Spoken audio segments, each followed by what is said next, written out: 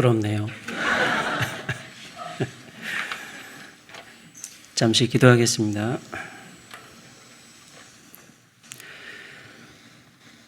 주 여호와 우리 아버지 하나님, 우리들을 하나님의 아들과 딸로 삼아주시고 또 이곳 예수세계교회에서 한 분 주님을 믿는 믿음으로 성장하게 하시오니 감사드립니다. 오늘도 우리의 주 예수께서 우리에게 보여주신 성장의 모범을 기억하며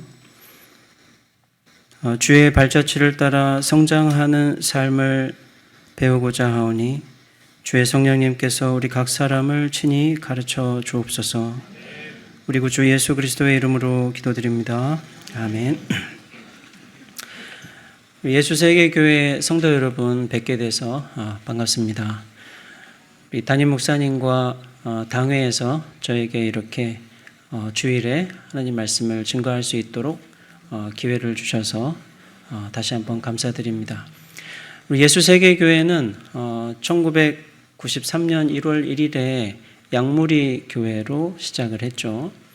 그리고 2002년 5월 31일에는 이곳으로 아마 옮기시고 예수세계교회로 이름도 바꾸신 줄 알고 있습니다.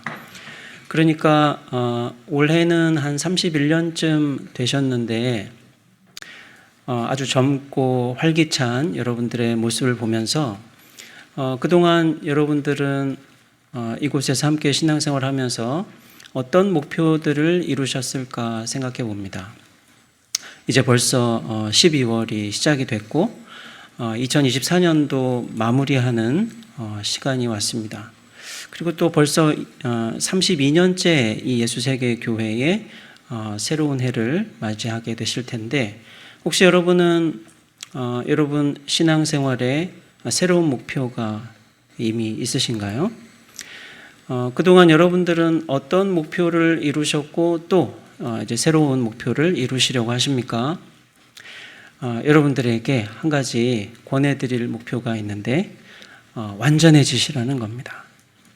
성장하시라는 겁니다. 장성하시라는 것입니다. 우리가 예수님과 비슷한 출생을 했고 또 그렇기 때문에 예수님과 비슷한 성장을 하게 되어 있습니다. 그런데 그렇게 성장하지 못하게 되는 이유도 있습니다. 그래서 우리가 예수님과 함께 비슷하게 출생했다고 하는 것이 무엇인가, 또 성장할 수 있는 방법은 무엇인가, 또 종종 그렇게 되지 못하는 이유가 무엇인가 말씀드리고 우리가 구체적으로 성장하려면 어떻게 해야 할지 두 가지를 권면해 드리려고 합니다. 우리가 어떤 점에서 예수님과 똑같은 출생을 했을까요? 이제 벌써 12월이니까 성탄절이 다가오죠. 예수님은 어떻게 태어나셨습니까? 천사 가브리엘이 마리아에게 찾아와서 아이를 낳는다고 하니까 마리아가 깜짝 놀라서 어떻게 그런 일이 있을 수 있습니까? 저는 남자를 알지 못하는데. 했더니 가브리엘이 뭐라고 했죠? 성령이 당신 위로 오시고 가장 높으신 이의 능력이 당신을 덮으실 것입니다. 그래서 예수님은 아직 결혼하지 않은 처녀 마리아에게서 남자와의 관계없이 잉태가 되셔서 태어나셨습니다. 성령의 능력으로 태어나신 것이죠. 근데 우리 그리스도인들도 예수님의 출생과 똑같이 태어납니다. 그래서 요한복음 1장 13절은 하나님의 자녀들은 피에서 태어나지 않고 육체의 의지에서 태어나지 않고 또 남자의 의지에서 태어나지 않고 오직 하나님에게서 태어난다. 그러니까 피나 남자의 의지, 육체의 의지 이런 말은 특히 남자의 의지라는 말은 이제 사람이 결혼을 해서 남자와 여자가 부부가 됐을 때 그럴 때 아이를 낳게 되는 일을 말하죠. 그런데 하나님의 자녀들은 누가 결혼해서 자 이제 하나님의 자녀를 낳자 이렇게 한다고 태어나는 게 아니라는 겁니다. 하나님에게서 직접 태어난다는 말씀이죠. 그래서 베드로는 하나님이 사람을 말씀으로 낳으신다. 다시 태어나게 하신다고 얘기했습니다. 그래서 야고보도 하나님이 진리의 말씀으로 사람을 낳으신다고 합니다. 우리가 태어나서 하나님의 자녀가 됐다는 것은 내가 부모님이 목사님이니까 신앙생활 오래 하신 어머님이 새벽기도 할 때부터 나를 가지셨을 때 기도했으니까 그렇게 되는 게 아니고 하나님이 그의 말씀으로 우리를 낳으시는 일을 친히 하셔야 되는 겁니다. 그래서 우리가 예수를 처음 믿은 사람이 성인이 돼서 교회에 오면 저기 앞에 누가 한 30대 때로는 한 50대 남자인데 뭐라고 얘기를 하는데 사람들이 하나님이 말한다고 하니까 아니 무슨 사람이 얘기하는데 하나님이 말한다고 하면서 이상하게 여기죠. 그 사람이 하는 말을 들어보면 또 뭔가 재밌는 얘기가 있기도 하고 또 때로는 또 맞는 것 같기도 한데 집에 가서 생각해 보니까 그럴 리가 있나? 아직 안 태어난 거죠. 그런데 교회에 와서 자꾸 듣다 보니까 좀 그런 것 같기도 하고 아닌 것 같기도 한데 뭔가 아니라고 할 수 없는 부담이 생기기도 하고 점점 믿게 되는 이유는 하나님이 낳으시기 때문입니다. 근데 예수님과 성도들이 둘 다 이렇게 하나님에게서 태어난 것처럼 그러니까 하나님의 성령으로 또 성령이 충만한 말씀으로 태어나는 것처럼 출생도 그렇듯이 성장이 예수님과 성도들은 비슷합니다. 예수님은 어떻게 성장하셨냐면 오늘 히브리서 말씀을 보면 고난을 받으시며 순종을 하셔서 완전해지셨다. 이 완전해졌다는 말씀은 장성했다 혹은 성장했다는 말과 같은 표현입니다. 예수님도 성장했단 말이죠. 예수님은 하나님의 아들이시고 원래부터 완전하신 분인데 그래서 사람이 되셨어도 하나님이시니까 완전하실 텐데 아니 왜 완전해졌다, 성장했다고 하는 걸까요? 예수님은 고난을 받으심으로 어떤 고난입니까? 하나님이 십자가를 지라고 하시면서 당신의 목숨을 이제 하나님의 자녀가 될 우리들을 위해서 제물로 바치라고 할 때 그 십자가를 지고 고난을 받으셨죠. 근데 그때 어떻게 하셨습니까? 히브리서 말씀을 보면 당신을 죽음에서 구원하실 분에게 통곡하며 부르짖었다고 합니다. 그리고 복음서에 보면 그 죽음을 앞두시고 혹시 이 고난을 받지 않을 수 있다면 지나가게 해달라면서 이 십자가에 죽는 고난 앞에서 두려워하셨던 걸 볼 수 있습니다. 그러나 결국 어떻게 하셨습니까? 순종을 하셨죠. 이 십자가를 지고 죽는 것은 고난을 받는 것인데 고난을 받음으로 순종을 배웠다고 합니다. 그 결과 완전해지셨다고 합니다. 그런데 예수님은 이렇게 고난을 받고 순종을 배워서 온전해지신 일을 우리도 할 수 있게 하려고 하신 것이었습니다. 우리도 온전해져야 하기 때문에 우리도 순종을 통해서 성장해야 되기 때문에 우리와 같은 출생을 하신 주님께서 어떻게 성장하는지를 보여주셨던 것입니다. 예수님은 그런 우리들에게 하늘에 계신 너희 아버지처럼 온전해라. 그래서 우리는 종종 내가 예수 믿지만 그래서 구원 받았으니까 좀 부족해도 괜찮다. 지금 많이 부족하지만 교회 와서 부족한 나를 받아주시기를 기도하고 또 다음 주에도 혹시 그럴 수 있지만 그때도 또 부족한 나를 받아주시기를 기도하고 그래서 부족하더라도 괜찮다라고 생각합니다. 하나님은 우리들이 당장 완전해져야 한다고 하시진 않지만 예수님께서 순종을 통해서 순종을 배워서 완전해지신 것처럼 우리들도 하나님께 순종하며 완전해지기를 바라고 계십니다. 그래서 오늘 히브리서 6장 2절 말씀을 보면 완전한 대로 나아갑시다. 그냥 이대로 있지 말고 나아갑시다 라고 권면하고 있습니다. 그런데 우리가 왜 완전해지지 못하는 것 같을까요? 예수님을 오래 믿어도 예전에 몇 년 전에 나하고 지금의 나하고 크게 다르지 않은 것 같은데 그래서 너무 감사한데 점점 자라난다면 좀 다를 것 같은데 왜 그대로일까? 혹시 고민하신 적 없으신가요? 성도가 자라지 못하는 것도 이유가 있답니다. 그래서 젖을 먹기 때문에, 젖을 계속 먹고 또 먹고 또 먹기 때문에 이 젖을 먹는 고로는 살아있을 수는 있는데, 그래서 아이가 태어나자마자 갓난아기고 그러면 젖을 먹는 건데, 시간이 지나도 계속 젖을 먹으면 그 아이가 어른이 되는 게 아니고 그냥 그대로 있단 말이죠. 그래서 오늘 5장 13절을 보시면 젖을 먹는 자마다 어린아이라고 합니다. 그러니까 성도가 하나님이 낳으셨다 그러면 처음에는 어린아이겠죠. 근데 이 어린아이가 뭔가 필요할 때마다 음식을 잘 먹고 자연스럽게 자라나야 됩니다. 그런데 이 젖은 무엇이냐면, 그러니까 태어나자마자 그리스도인이 되자마자 먹어야 되는 적합한 음식이 뭐냐면 5장 12절에서는 하나님의 말씀의 초보라고 표현하고 있습니다. 하나님 말씀의 초보.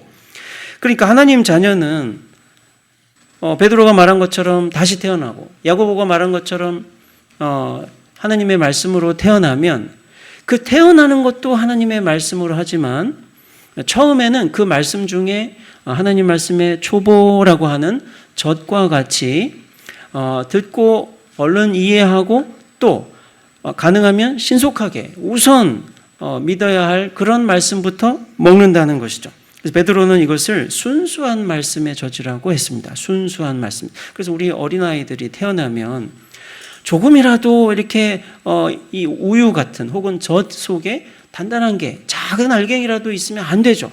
그러니까 아주 순수하고 아주 소화가 잘 되는 말씀의 젖, 이 젖을 먹어야 한다고 권합니다. 근데 성도가 출생을 하고 자라나려면 이 젖을 먹고 그 다음에는 다른 것을 먹어야 되는데 여러분 어떠신가요? 여러분들은 점점 잘 자라난다고 생각하십니까?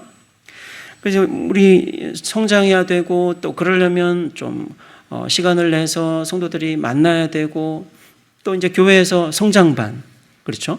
기초반도 있고 그 다음에 무슨 중급도 있고 그 다음에 뭔가 교사가 되려면 또 공부해야 되는 무언가를 운영하려고 하면 예수 잘 믿으면 되는데 자꾸 목사님이 교회 오라고 그러셔. 그래서 살짝 미안하긴 하지만 나 그냥 신앙생활 잘할래 이렇게 생각하고 굳이 성장할 필요는 없다고 생각하는 경우가 있습니다. 그런데 예수 잘 믿는 것은 잘 자라난다는 뜻입니다. 잘하지 않으면 예수를 잘 믿는 것이 아닙니다. 그래서 제가 예전에 저희 둘째 딸을 데리고 소아치과를 간 적이 있는데요. 저희 둘째 딸이 태어날 때 좀 아팠습니다. 태어나자마자 몇 개월 있어서 이제 수술을 하고 또 한 5, 6살 됐을 무렵에 또 필요한 이식 수술을 한 적이 있습니다. 근데 그때 이제 미국에서 그렇게 수술을 하고 한국에 온 다음에도 지속적으로 치과를 다녀야 돼서 이제 그 소아치과를 소문해서 가봤더니 정말 부모님들이 자기 아이를 데리고 다 와서 이렇게 앉아 있는 거예요. 저는 그때 사정이 있어서 제가 혼자 갔는데 다 둘러 앉아서 이제 자기 어린 애를 사이에 두고 부모들이 앉아 있는데 조금 있다가 이 문이 열리고 휠체어에 제 딸보다 훨씬 나이가 많아 보이는 20대에 가까워 보이는 조금 넘었을 것 같은 어떤 소녀를 여성을 앉히고 머리카락이 희끗희끗한 어떤 어머님이 이 문을 열고 휠체어를 밀면서 들어오신 겁니다. 그래서 제가 그 어머니와 아이를 보고 보자마자 모든 걸 다 알 것 같았습니다. 저는 제 딸이 태어나서 그렇게 소아치과에 갔을 때까지 이제 초등학교 2학년 때였으니까 10살이 되기 전이죠. 근데 그 소녀는 또 얼마나 더 오랜 시간을 부모님이 이 아이를 건강하게 해야겠다는 생각을 가지고 키웠겠습니까?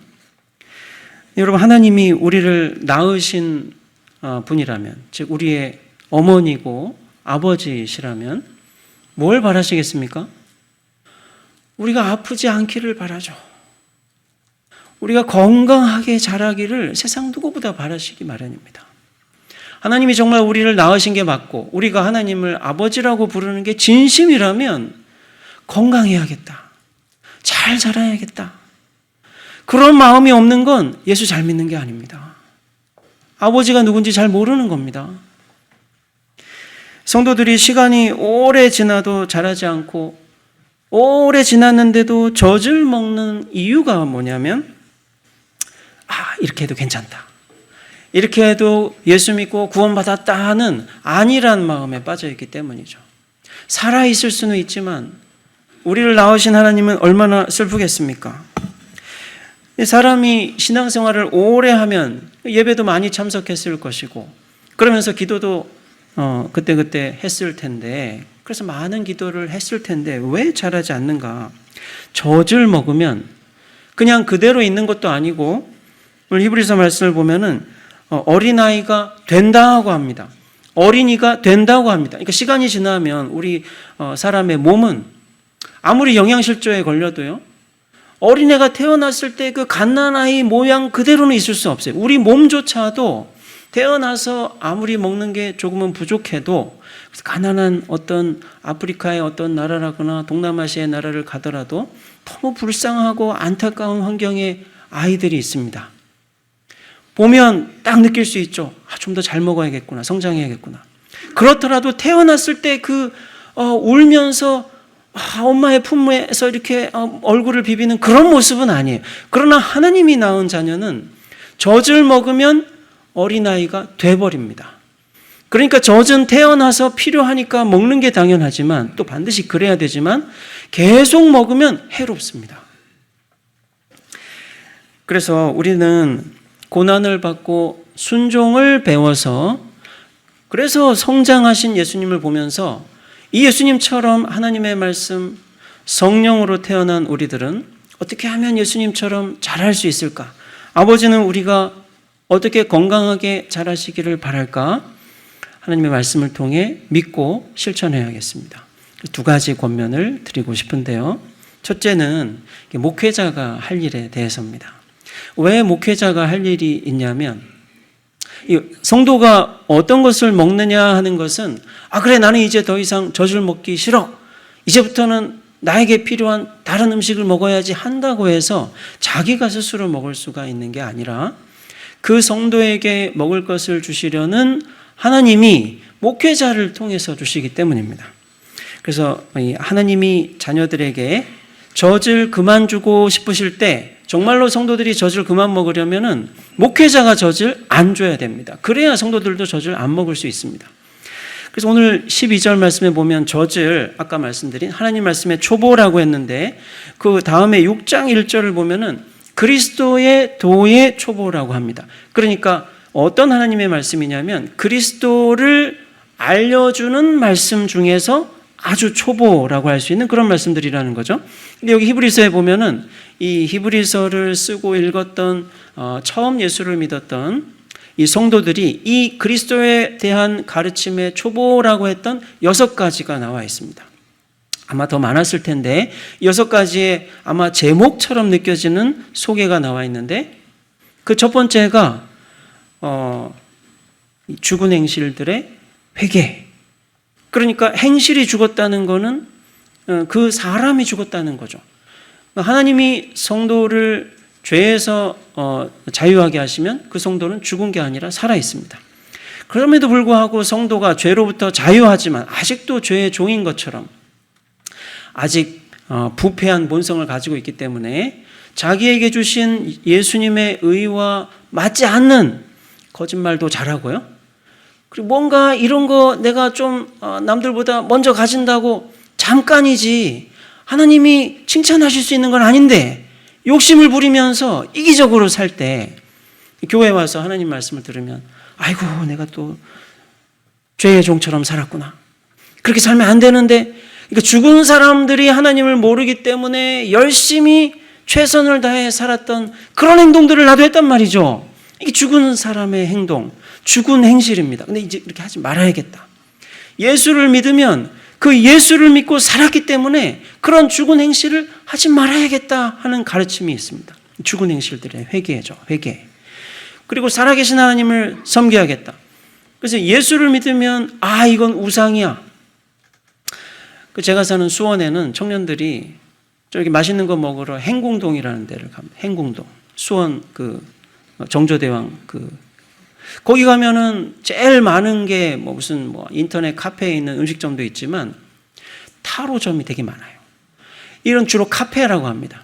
그래서 뭐 하나 먹고 이제 연인이 되면은 가가지고 우리 얼마나 사귈 수 있나 좀 한번 볼까 해가지고 뭐 3개월이라 그러면 별로 안 좋아할 테니까 그래도 한 1년은 가겠는데요. 그러면 또 돈을 더 많이 내고. 근데 예전에는 점을 친다고 그러면 어디에 사람들이 숨어있는 점쟁이를 찾아갔었는데요. 요즘은 젊은이들이 많이 찾아오는 유명한 뭐 음식점들이 있고 뭐 이렇게 모여서 즐겁게 놀 수 있는 장소들이 있는 곳에 굉장히 아늑한 분위기로 점집들을 만들어 놨어요. 예를 들면 그런 곳에 가서 내가 얼마나 행복할 수 있는지를 묻는 것은 살아계신 하나님을 섬기는 것이 아닙니다.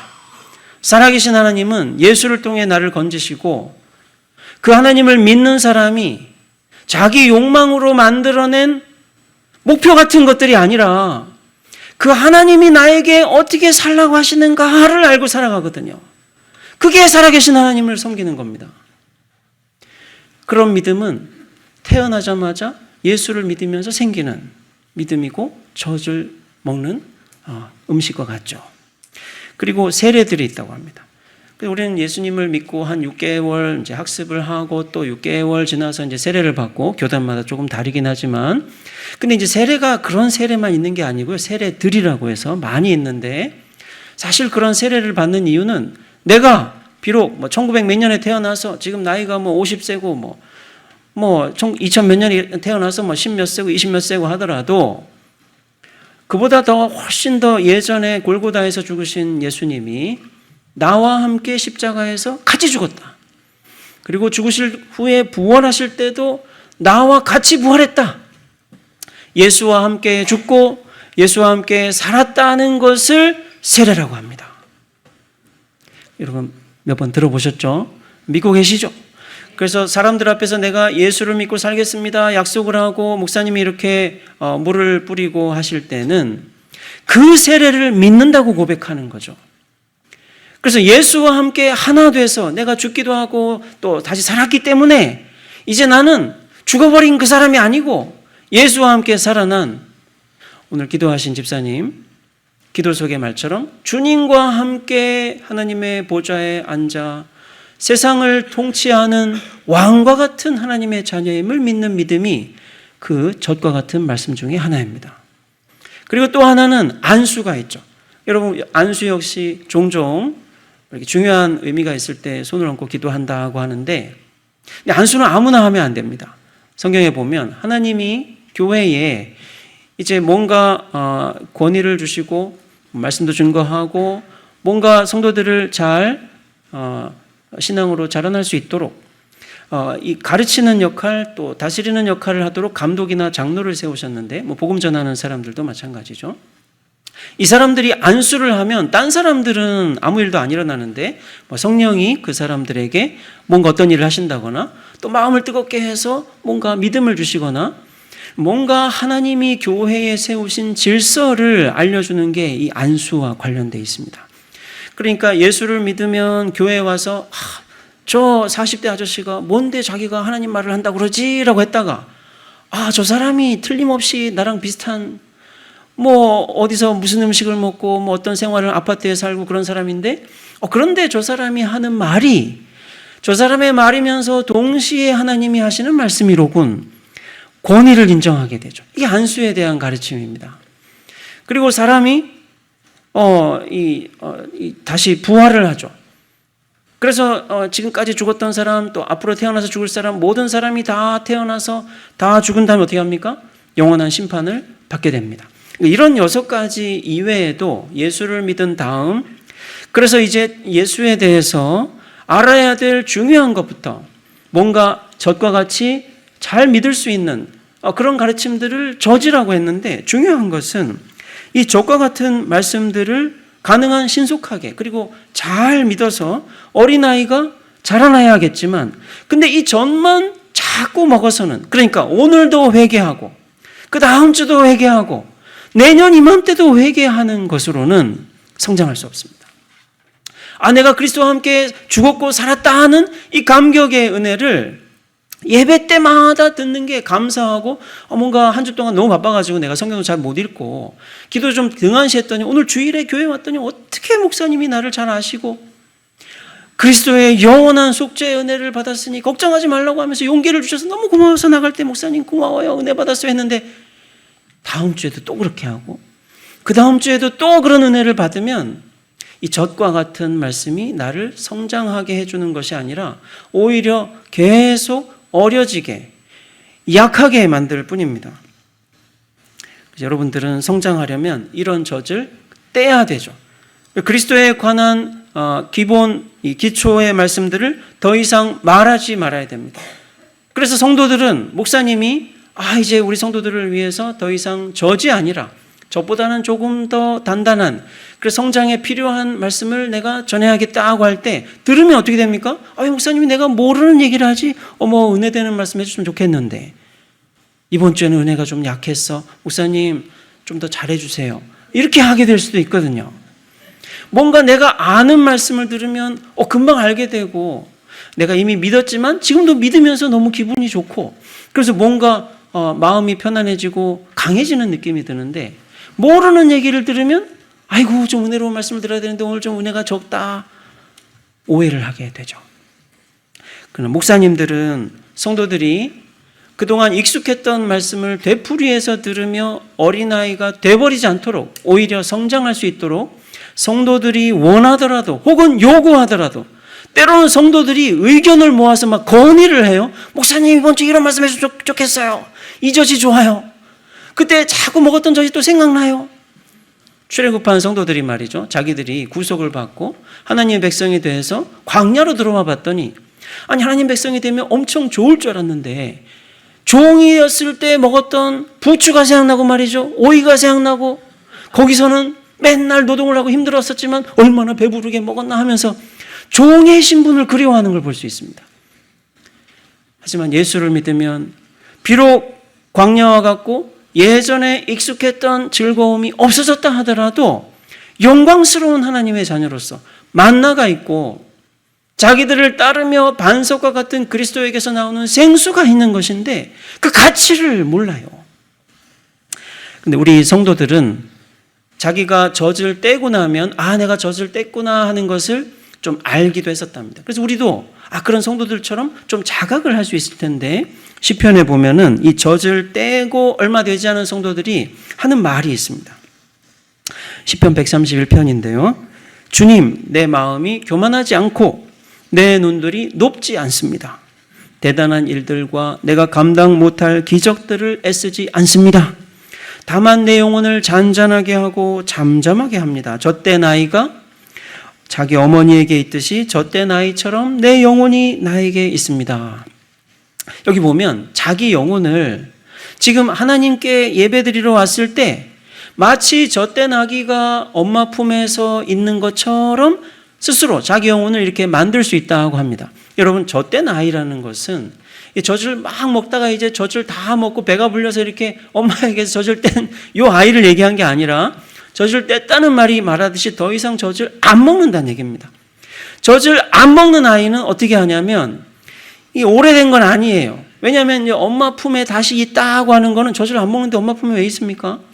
하나님께 예배드리러 와서 다시 엄마 품에 젖된 아이가 다시 돌아온 것 같아요. 이 얘기를 할 때 여러분 저희 두 딸이 어릴 때 그 기억을 제가 되돌아보면 그 젖을 이렇게 먹다가 엄마가 이제 이유식 먹어야겠다 그러면서 갑자기 저를 안 주고 그 갈아가지고 이렇게 애기들이 먹는 좋은 걸 이렇게 주면은 애들이 막 싫어해요. 그러다가 그 시기가 지나서 이제 정말로 떼고 나면은 좀 이제 어느 정도 기어 다니고 걸어 다니고 뭐 자기 혼자 막 방에서 다닐 때입니다. 그러다가 좀 놀다가 갑자기 무슨 이유도 없는데 갑자기 엄마한테 와가지고 이 옷을 이렇게 젖히고 막 이렇게 들어가려고 하고 또 지나면은 그렇게 안 하지만 가슴에다 얼굴을 묻고 한번 좀 있다가 씩 웃다가도 다 가버리고 이런 때가 있어요. 길지는 않은데 젖 먹는 그 시간이 기억이 나가지고 뭐 딴 거 하다가 갑자기 생각나면 와서 잠깐 엄마 품에 있다가 젖을 먹는 건 아닌데 웃고 다시 가고 하는 때가 잠깐이지만 있습니다. 근데 이제 그 기간에 성도들의 경험은 내가 예전에 너무 쉬운 하나님 말씀을 또 듣고 하다가 더 이상 그런 말씀을 듣지 않아도 괜찮은 젖을 때 나이가 되고 나서의 내 상태가 어떠냐면 막 세상에서 할 수도 없는 일을, 기적 같은 일들을 막 하겠다고 욕심을 부리고 살다가 교회 와가지고 빨리 예배 끝나고 가야 되는데 나 빨리 끝내고 어떻게 하냐, 막 거기에 마음이 매여가지고 예배를 집중을 못하냐, 그게 아니라는 거예요. 젖을 땐 아이들은 자기가 세상에서 내가 너무 높은 목표를 가지고 살았어, 기적을 바라고 살았고 오히려 후회를 하면서 오히려 하나님 앞에서 마음을, 자기 영혼을 잠잠하게 만드는 힘이 있답니다. 예배를 집중할 수 있는 힘이 있대요. 그래서 애가 젖을 떼고 나서 조금 있다가 엄마한테 오면은 너무 좋아해요. 젖을 먹는 건 아닌데 그 잠깐이라도 엄마 품에서 젖 먹는 자세로 있는 걸 너무 행복해해요. 그러다가 잠깐 오고 저 안 먹지 하면서 다시 갑니다. 그 엄마 품에 돌아왔을 때 그 행복감을 온갖 어려운 일에 매이고 할 수 없는 일에 매여서 시달리고 살다가 억지로 말이죠, 교회에 왔구나 하는 생각을 들다가도 아니야 내가 왜 그런 일에 마음이 뺏겨서 힘들게 살았을까, 하나님, 전 하나님 품에 있는 게 너무 좋아요 하면서 하나님 품에서 자기 마음을 그 하나님 앞에서, 하나님 품에서 행복해하는 어린아이처럼 스스로 잠잠하게 하는 이 예배자의 모습, 이게 젖을 뗀 사람의 성장한 모습입니다. 예배 때 왜 우리가 은혜를 못 받았다고 졸립다고 생각하냐면 젖을 떼지 않았기 때문이에요. 다시 젖을 못 먹어서가 아니고 젖을 떼고 나서 오히려 예배에 왔을 때 하나님 너무 좋구나, 내가 이렇게 힘들게 살다 교회에 오자마자 벌써 하나님 품에서 내 영혼을 잠잠하게 하고 행복감을 느끼기 시작해요. 젖된 아이가 어머님 품에 있는 것과 같은 이 고요한 영혼을 가진 사람들은 젖을 떼지 못하고 유아로 계속 살아가는 사람들과는 다릅니다. 그래서 바울은 전도를 해서 고린도 교회 성도들이 이제 오래전에 예수를 믿었는데 문제가 있다고 해서 다시 고린도 교회 성도들 얘기를 들어보니까 아직도 유아인 거예요. 그래서 유아이고 육신에 속한 자라고 말합니다. 그러니까 예수를 믿었다고 해서 육신을 떠난 자가 아닙니다. 예수를 믿었는데, 그래서 태어났는데 하나님의 아들과 딸인데 젖을 계속 먹으면 육신에 속했다. 그러니까 썩어가는 육신과 비슷하게 부패한 본성과 어울리는 생각이나 말을 하면서 계속 살 수가 있어요. 그래서 이 교회에 찾아와서 신앙생활을 하지만 계속 다른 사람들과 어려운 관계를 경험한, 시기하고 분쟁하는 사람들, 그리고 뭔가 교회를 다니기는 해도 생각이 너무 교회 안 다니는 사람과 비슷해서 그 세상에서 뭐가 좋다고 하는 대로 이렇게도 해보고 저렇게도 해보면서 뭔가 간사한 유혹에 빠진다. 이렇게 해보세요, 저렇게 해보세요, 그러면 돈도 빨리 벌 수 있어요, 그럼 뭔가 애들도 잘 될 수 있어요 라는 뭔가 하나님 나라에는 맞지 않지만 그럴듯해 보이는 유혹에 불과한 속임수에 빠져서 사는 사람들은 사실은 육신에 속한 자라고 합니다. 하나님은 자녀들이 처음에 젖을 먹다가 단단한 음식을 먹어야 할 때 목사님들을 통해서, 교회 교사들을 통해서 더 이상 성도들에게 익숙했던 젖과 같은 말씀을 그만 주려고 하실 텐데, 그럴 때 성도들이 처음에 느낄 수 있는 불편함 혹은 은혜를 받지 못했다 하면서 뭔가 목사님에게 가질 수 있는 서운함을 받아들여야 돼요. 그래서 애기들은 자기 엄마가 맨날 좋은 거, 젖과 같은 걸 주다가 젖을 안 주면 엄마가 갑자기 자기를 뭘 굶기려는 건 줄 알고, 그렇지 않습니다. 쌀죽을 줄 수도 있고 야채도 잘 자라게 썰어서 줄 수도 있고 가끔 고기도 넣어줄 수 있고, 그 처음에는 엄청 싫어해요. 막 혀로 밀어내고 막 울고 난리를 칩니다. 그래도 엄마 어떻게 합니까? 상관 안 하죠. 애가 못 먹어서 힘들고 그래서 못 잰다는 걸 알지만 그렇다고 젖을 주려고 하지 않습니다. 엄마니까. 하나님이 우리를 사랑하신다면 우리가 원하는 것을 얻지 못해서 힘들 때, 우리가 계속 어린아이가 되기 위해서 젖을 달라고 할 때 거절하실 거예요. 그 거절은 목회자가 해야 되는 겁니다. 목회자가 더 이상 젖먹이 자녀들에게 필요한 젖을 주지 않기로 결심을 해야, 그래서 더 이상 회개하라는 말을 하지 않기로 해야, 그래 나는 죄인인데 하나님 받아주셨어, 또 젖을 먹고 좋아하는 일도 없어지는 거죠. 우리는 걱정이 뭐냐면 내가 평소에 성경도 잘 안 읽는 편이고 기도하려고 해도 시간에 기도 잘 안 하고 그러는데 교회 와서 목사님이 나한테 예수님이 나를 위해서 속죄하신 은혜가 영원하니까 내가 이렇게 잘못한 일로 자책하고 좀 괴로워도 하나님이 다 받아주신다고 말씀을 해줘야 내 마음이 좀 풀리고 편안할 텐데, 목사님 내가 교회 와도 그런 회개의 은혜에 대해서 말씀 안 하면 난 어떡하지? 막 걱정이 된단 말이죠. 아닙니다. 오히려 젖을 떼고 나서 내가 성장할 수 있는 하나님 말씀을 들으면 그런 젖과 같은 말씀이 주었던 교훈은 영원해집니다. 다시 들어야 할 필요가 없어져요. 오히려 나는 이미 들었던 하나님의 말씀을 스스로 생각하게 되고 그 말씀을 믿게 되고 버리지 않을 수 있게 됩니다. 그리고 나에게 필요한 말씀을 듣고 더 성장해서 다른 사람들을 가르쳐 줄 수 있게 됩니다. 그래서 바울 사도가 고린도 교인들한테 뭐라고 말하냐면, 내가 여러분을 그리스도 안에서 어린아이들처럼 대하고 있는데, 그래서 제가 음식이 아니라 젖을 여러분들한테 마시게 했었는데 여러분들한테 그 젖밖에는 먹을 수 있는 힘이 없었기 때문입니다. 그런데 지금 문제가 있다고 해서 여러분들을 봤더니 여러분들이 아직도 그런 힘이 없습니다. 젖을 먹을 수 있는 힘이 아직도 생기지 않았다는 거죠. 그럼 바울은 그렇게 젖만 계속 주고 싶어 하냐? 아닙니다. 바울은 고린도 교회 성도들에게 젖이 아니라 음식을 주고 싶어 하죠. 왜냐하면 바울 자신도 성장이 있다는 걸 알고 있거든요. 바울은 자기가 어렸을 때는 말하는 것이 어린아이 같고 생각하는 것이 어린아이 같고 뭔가 어린아이 같을 수밖에 없었지만, 자기가 장성해서는, 내가 성장하고 나서는 어린아이의 일을 버렸다 고 합니다. 이 바울은, 이 목회자는 지금도 어린아이 같은 사람들을 볼 때 이분들도 장성해야겠구나, 어린아이의 일을 버려야겠구나, 시기와 분쟁과 또 간교함에 속아서 살아가는 이 헛된 삶을 그만하셔야겠구나라는 안타까움을 느끼고 있죠. 여러분, 우리 성도들은 어떤 일을 해야 할까요? 이 단단한 음식을 먹으려는 결심을 하셔야 됩니다. 단단한 음식. 이 단단한 음식을 먹는 것은 선악을 분별하는 훈련을 통해서 할 수 있습니다. 선은 좋은 거죠. 악은 나쁜 거죠. 그러니까 무엇이 좋은가 무엇이 나쁜가는 내가 판단해서 그것을 좋구나 그것을 나쁘구나 이렇게 훈련을 해야 할 수 있는 일입니다. 그러니까 단단한 음식이란 무엇이 좋은지 나쁜지를 내가 느끼고 선택할 수 있는 힘이 있을 때 먹을 수 있는 음식이란 말이죠. 그리스도에 관한 말씀이 처음에 초보라고 하는 그런 6가지의 말씀들, 쉽게 듣고 쉽게 이해할 수 있는 말씀들이 있었다면, 그 다음에 먹어야 할 음식은 내가 선악을 분별하는 훈련, 이 훈련이라고 하는 좀 힘든 경험을 그래야 들을 수가 있습니다. 그래서 오늘 5장 14절을 보면, 장성한 사람, 성장한 사람은 선과 악을 분별하기 위해서 지각을 사용해서 연단을 받는다고 합니다. 그래서 이제 예전에 그리스도인들은 이 훈련을 받는다 그러면 학교에서 레슬링을 했던 기억을 한대요.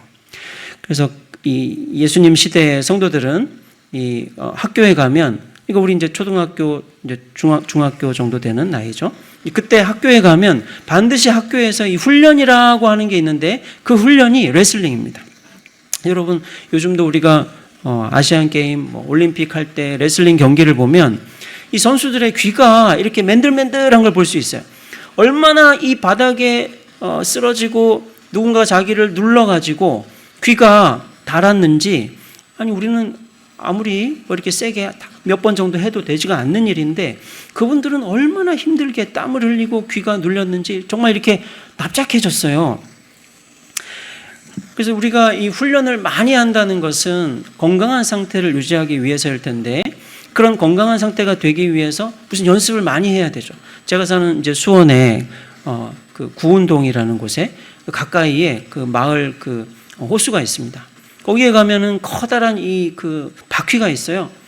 제가 거기 이제 자주 달리기 하러 가는데, 지나가다 보면 저보다 좀 연세가 있으신 분들께서 이 바퀴를 잡고 어깨를 크게 돌리는 이런 걸 하십니다. 제가 그걸 보면서 저거는 왜 하는 것일까 그랬었어요. 또 작은 원반 위에서 이렇게 서가지고 붙잡고 이렇게 허리를 이렇게 돌리는 게 있습니다. 그걸 볼 때 제가 저걸 왜 하는 것일까 그랬었어요. 요즘 제가 하잖아요. 가만히 있으니까 어깨가 너무 뻐근해요. 제가 몇 년 전에 50견이라는 게 와가지고 오른쪽 어깨가 가만히 있는데 너무너무 아픈 거예요. 그거 고치느라고 정말 온갖 걸 다 해봤는데 겨우 좀 통증이 사라졌는데 그 다음에도 어깨가 좀 이렇게 살짝 내려가 있거든요. 가만히 있으면 아침에 일어나기만 해도 이렇게 뻐근해요. 그래서 이제 이걸 돌리잖아요. 그럼 살짝 시원해집니다. 턱걸이는 못하지만 딱 매달고 손을 붙잡고 늘어져 있으면 이 몸이 살짝 이렇게 빠지면서 허리가 좀 시원해요. 그리고 이제 어디에다가 발을 올리고 어떤 어르신들이 이렇게 숙이시면서 이렇게 힘들어가지고 이렇게 하는 거 보면서 저걸 왜 하실까 그랬는데 그럼 제가 이렇게 하고 있잖아요. 저절로 굳어지는 걸 느끼거든요.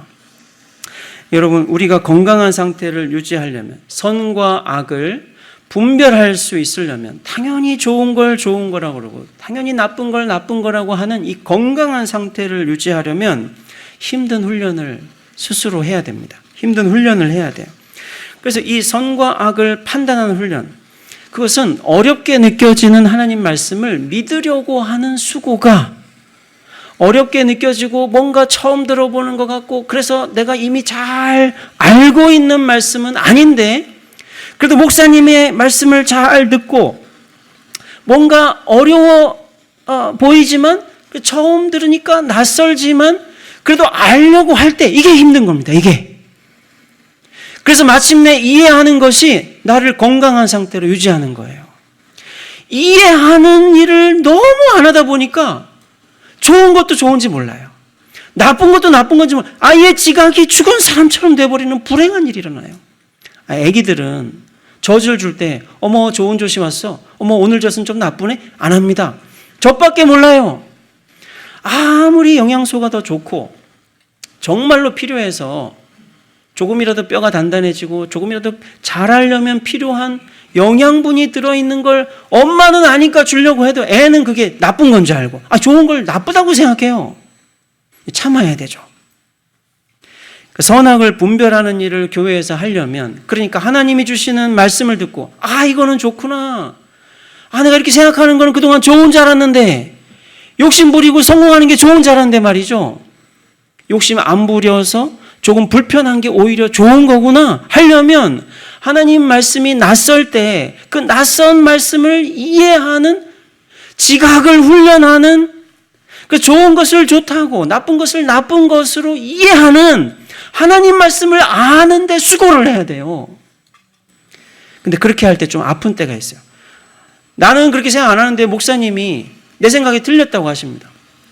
이번 주에 목사님이 나를 신방하셔가지고 무슨 밥을 같이 드신 것도 아닌데 꼭 예배 시간에 나한테 왜 그런 생각하냐고 이번 주도 그거 좀 잘 되게 하겠다고 그렇게 딴 사람 힘들게 해서 좋냐고 하는 것처럼 나한테 야단치는 것 같아요.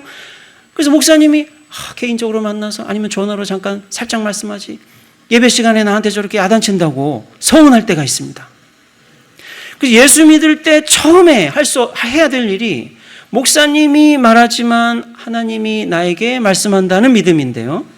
이게 아까 말씀드린 안수와 같은 가르침이죠. 하나님이 권위를 주셔서 세운 사람이 나에게 하나님의 말씀을 하신다 하는 믿음.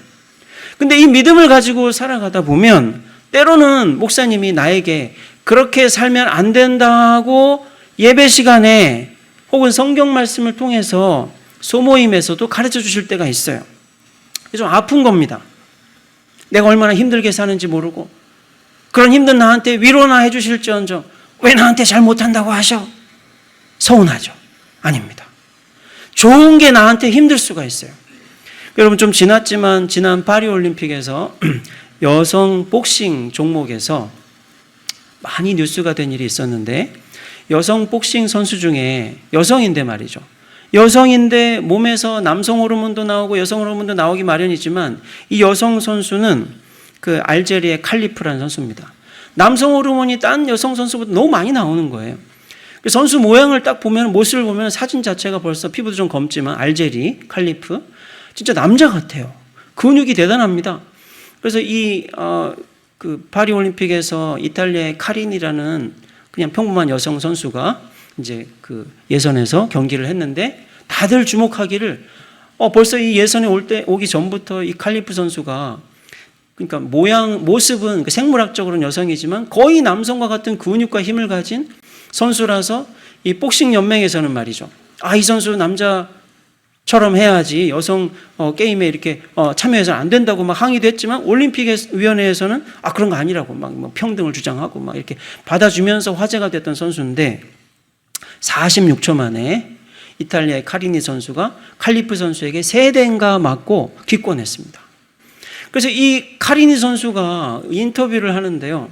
자기가 지금까지 맞아본 어떤 펀치보다 자기가 얼굴도 맞아봤고 코도 맞아봤지만 이번에 코에서 느껴본 통증은 한 번도 느껴본 적이 없는 통증이라고. 더 맞았다가는 죽을 거라고 생각하고 포기했다면서 막 울먹울먹하면서 인터뷰를 했어요. 근데 여러분 생각해 보세요. 이 권투 선수들이 무슨 훈련을 하겠습니까? 얼굴에 이런 거 마스크도 끼고 하면서 이 게임에 나가기 전에 배를 많이 맞아보죠. 얼굴도 많이 맞아보고 이때 카리니 선수가 뉴스에서는 턱을 맞았다고 하는데 코가 아프다고 하면서 인터뷰를 했어요. 턱도 맞아보고 코도 맞아보고 온갖 데를 다 맞아보겠죠. 훈련을 거듭할수록 어떻게 됩니까? 계속 맞았던 자리가 점점 안 아파지는 거죠. 그래서 이 훈련을 통해서 더 이상 몇 번 맞아서 막 다운이 되고 하는 단계를 넘어서고 게임도 더 잘하고 하면서 예선을 많이 거친 다음에 드디어 올림픽 선수가 된 거예요. 카리니도 칼리프도. 근데 카리니 선수가 칼리프 같은 이런 예상치 못한, 그러니까 여성인데 몸에서 남성 호르몬이 많이 나와서 남자인가 여자인가 막 이런 논란이 있을 정도, 힘도 막 남자 못지않고 말이에요. 결국 금메달을 땄습니다. 칼리프 선수. 이런 선수와 만나서 자기가 금메달을 놓고 다투리라는 예상은 못했겠죠. 그래서 결국 이런 선수를 만나서 46초 만에 3대 맞고 게임에 질 줄이 어떻게 알았겠습니까? 훈련을 한다는 것은 신앙생활을 하면서 선악을 분별하는 훈련을 통해 단단한 음식을 먹고 성장한다는 것은 결국 교회에서 좀 하나님 말씀을 듣고 하나님이 나에게 그러지 마라, 그건 나빠 라고 할 때 아픈 걸 견디는 거죠. 점점 잘 견디는 겁니다.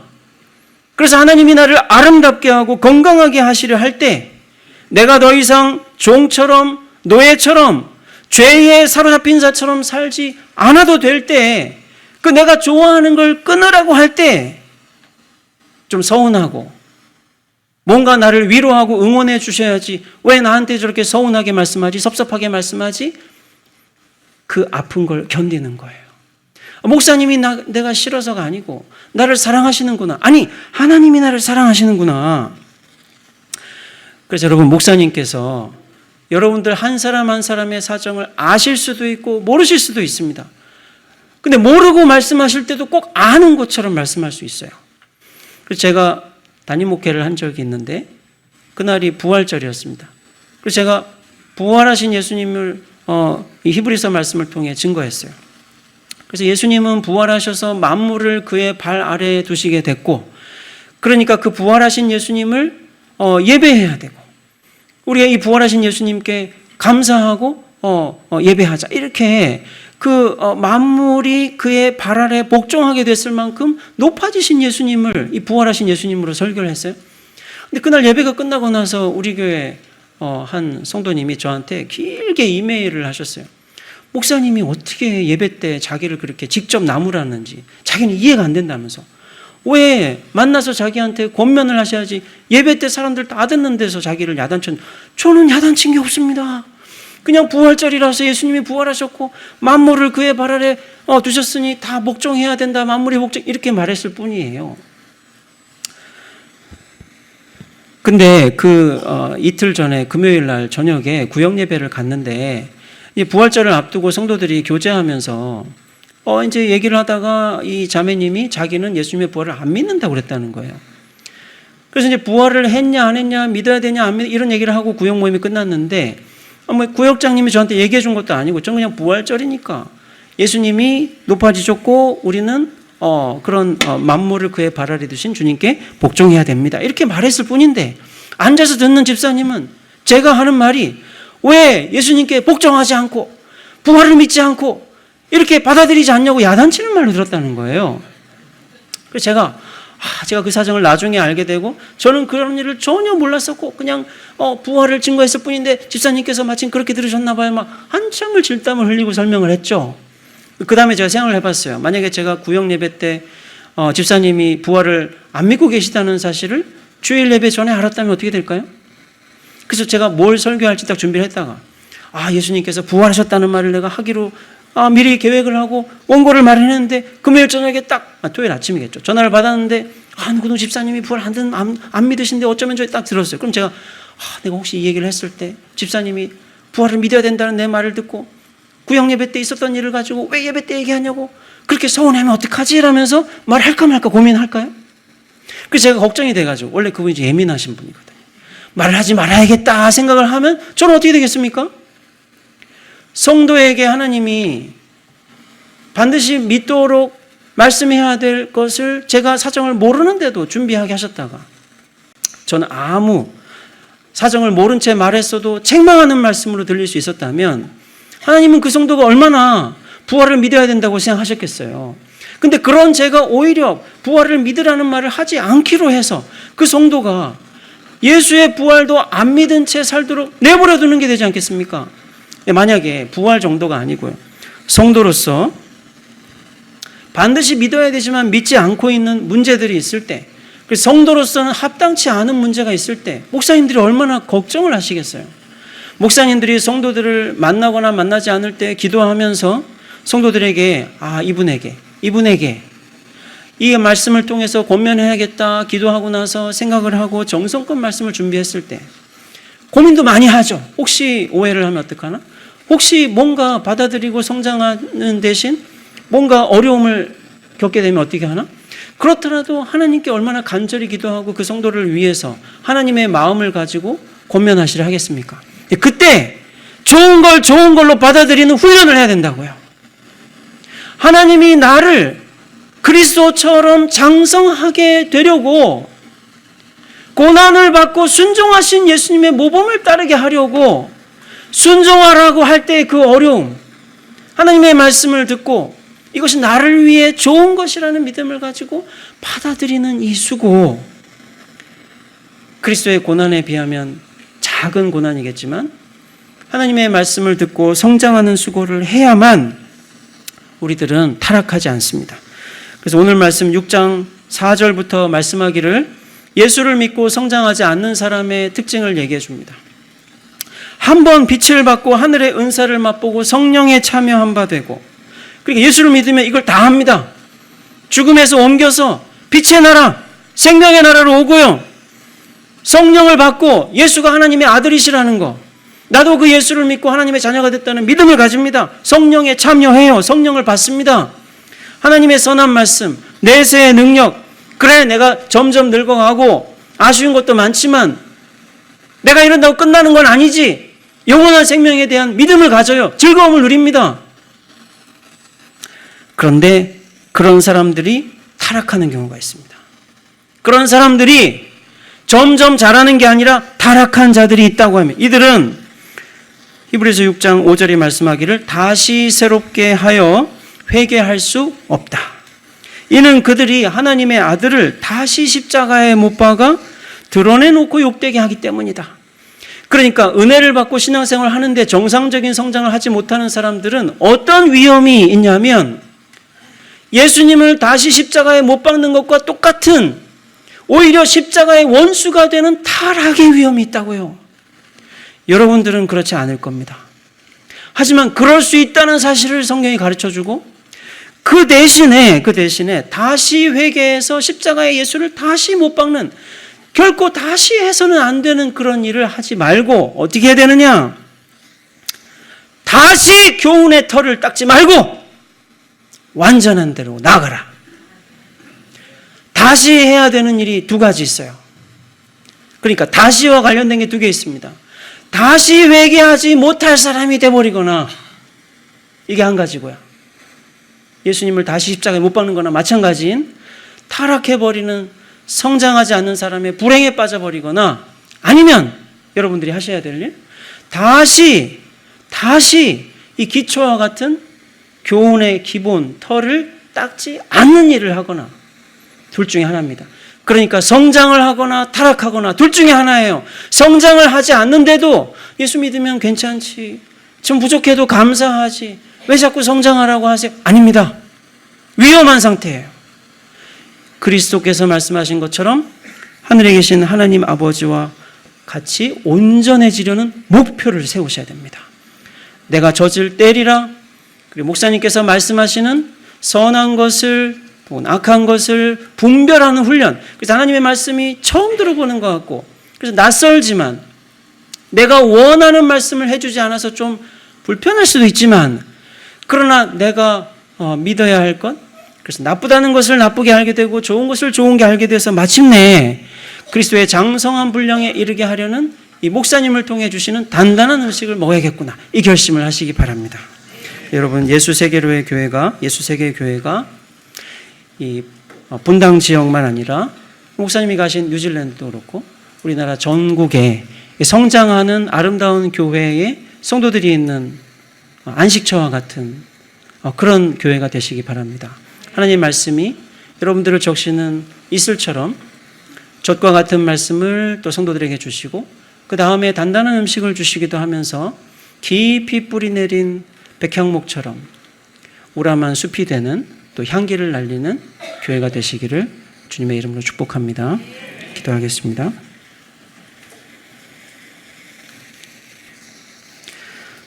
주여와 우리 아버지 하나님, 우리들을 하나님의 말씀으로 낳으시고 이곳 예수세계교회에서 하나님의 젖과 같은 말씀, 그리고 이후에 먹으며 자라나야 할 단단한 말씀을 주심에 감사드립니다. 담임 목사님과 모든 교육자들을 통해서 또 교사들을 통해서 우리가 예수의 장성한 분량에 이르도록 선악을 분별하는 훈련을 받게 해 주시옵소서. 하나님 말씀을 배우고 믿게 될 때 어떠한 어려움이 있더라도 잘 감당하여서 고난을 받고 순종을 배우시고 장성하신 그리스도처럼 우리도 자라나게 하여 주시옵소서. 우리 구주 예수 그리스도의 이름으로 기도드립니다. 아멘.